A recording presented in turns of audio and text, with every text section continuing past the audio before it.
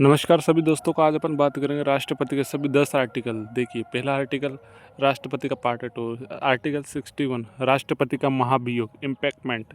राष्ट्रपति यदि संविधान के किसी भी नियम का उल्लंघन करता है तो उसको हटाने का अधिकार सिर्फ और सिर्फ संसद के पास है। इस स्थिति में उसको संसद हटा सकती है। संविधान का उल्लंघन करना, अगर राष्ट्रपति संविधान के नियम के तहत काम नहीं करते हैं तो उनको संसद हटा सकती है। संसद के 2 सदन होते हैं, लोकसभा और राज्यसभा। आर्टिकल 62 चुनाव कब होगा, तो राष्ट्रपति का चुनाव जो है वो पद खाली होने के 6 महीने के अंदर चुनाव हो जाएगा। आर्टिकल 63 उपराष्ट्रपति सबसे मेन इम्पोर्टेंट है। भारत का एक ही वाइस प्रेसिडेंट होगा, ये आर्टिकल 63 कहता है। आर्टिकल 64 उपराष्ट्रपति का काम क्या होता है।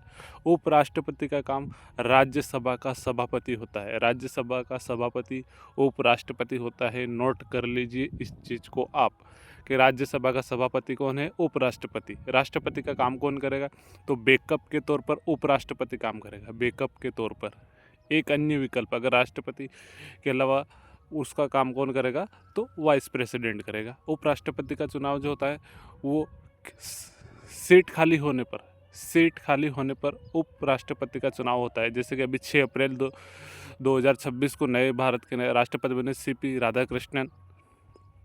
उपराष्ट्रपति का कार्यकाल 5 वर्ष का होता है, 5 ईयर्स।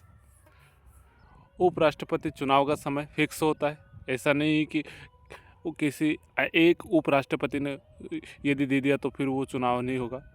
फिक्स हर 5 2022 में हुआ है।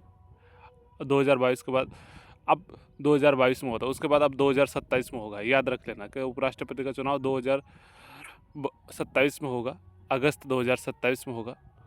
उपराष्ट्रपति आर्टिकल 60 ये सबसे मोस्ट इम्पोर्टेंट है। आर्टिकल 16 है, उपराष्ट्रपति की शपथ राष्ट्रपति दिलाता है ना। अन्य स्थिति में राष्ट्रपति के इमरजेंसी बैकअप के तौर पर अगर राष्ट्रपति का पद खाली रहता है तो उसको संभालने का अधिकार सिर्फ और सिर्फ किसके पास है, उपराष्ट्रपति के पास है।